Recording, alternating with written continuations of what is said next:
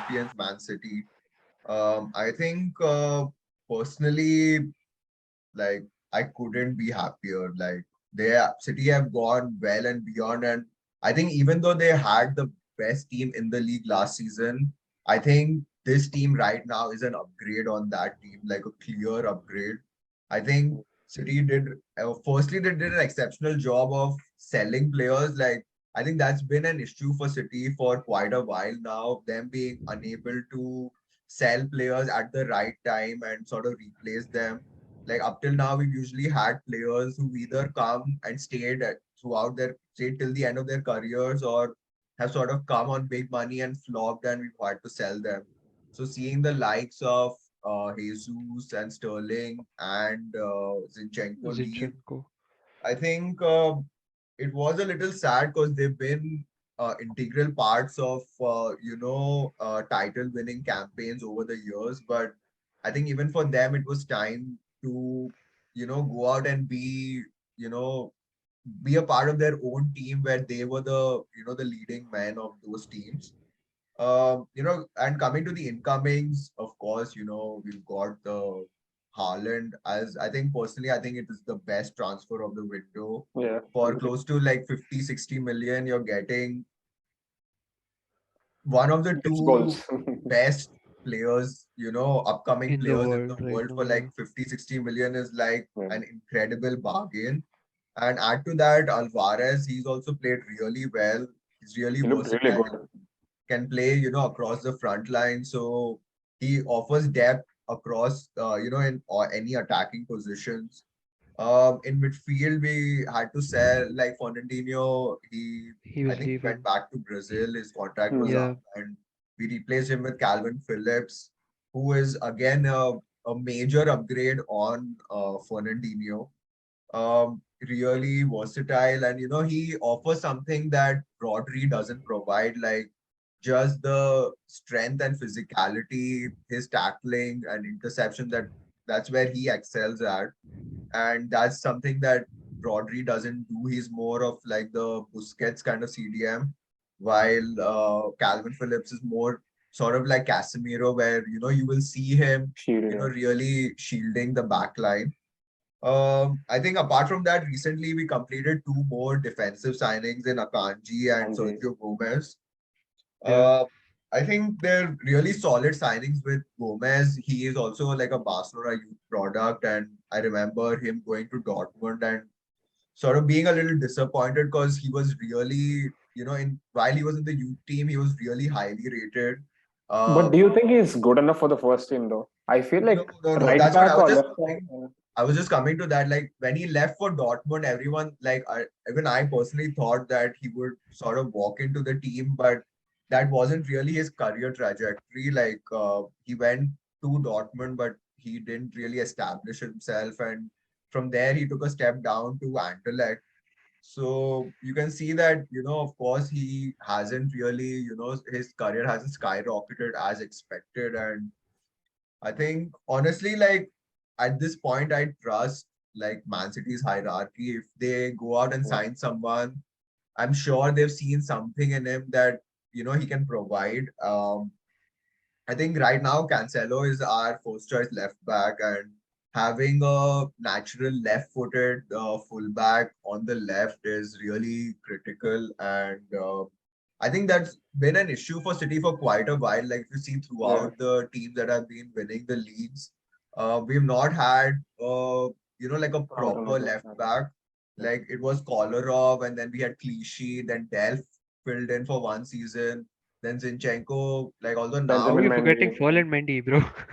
Benjamin. Benjamin. Benjamin Mendy. Oh Yeah, yeah, the less said about him, the better. But you know, that was that was not really City's fault. Like he was really Yeah. he was pretty unlucky with injuries, and he turned out to be Yes, a yes. terrible human being off the field. Yeah.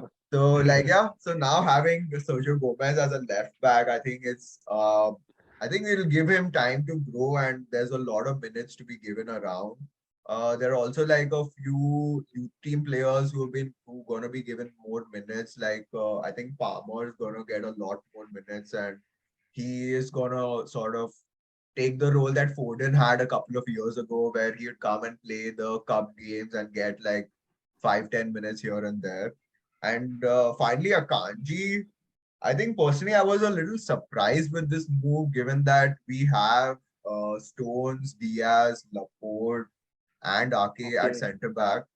But I think Ake recently, Apparently, it was because Ake got injured. Yeah. yeah, Yeah. Ake recently suffered an injury, but I don't remember it them, sort of mentioning that it'd be like a really long-term injury or anything of that sort. But I think it's better to be safe than sorry. So Yeah. of course, there's no issue in having another fit centre back who's ready to play. And Akanji is, I think, even for Switzerland, he plays really well. Yeah. Uh, He's quick. yeah, Yeah. true. He's pretty raw. He has the physicality and the pace to be a good defender, but I think he's lacked like really like top tier coaching, especially like in the last few years. If you see Dortmund, they've like run through a lot of managers, and of course, as a Yeah. player, it's not great to have like a rotating cast of managers, all of whom want to play a different style of football. So now under Pep, I do trust Pep to get the best out of him. Those are my thoughts, guys. What do you think about City's transfer window? I think they've had a fantastic window, but I'm still not convinced with the right back, left back thing. I think there's a reason why they wanted to get Kukurea because they'd bid 40 million for him and wouldn't go £1 over that, which like it makes sense to me because Mhm. that's if you value a player for that much, you go only for that much.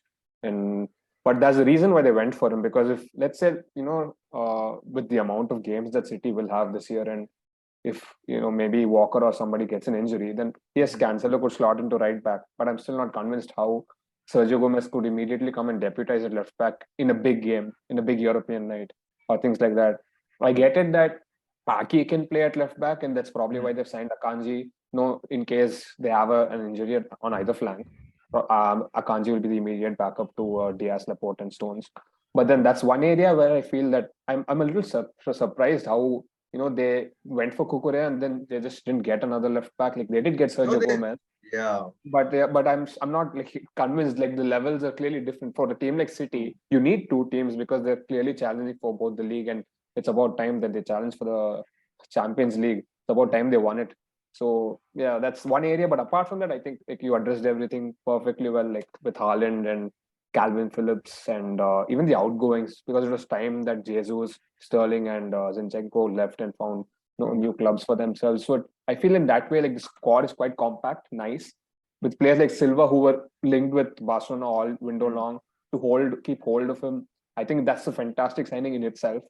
Just True. keeping hold of players. So that way, I think it's been a really good window for City as usual. Yeah. I Jose, think what do you think? I think the surprising outgoing for me was Zinchenko because did he ever mention any discomfort or like was he ever unhappy No, with his playing honestly, time? that Because was one transfer that, I personally, was like a little Mhm. bummed out by, because even like, I don't know if you guys saw, but before he left, he had posted like a really nice video on Instagram, sort of just,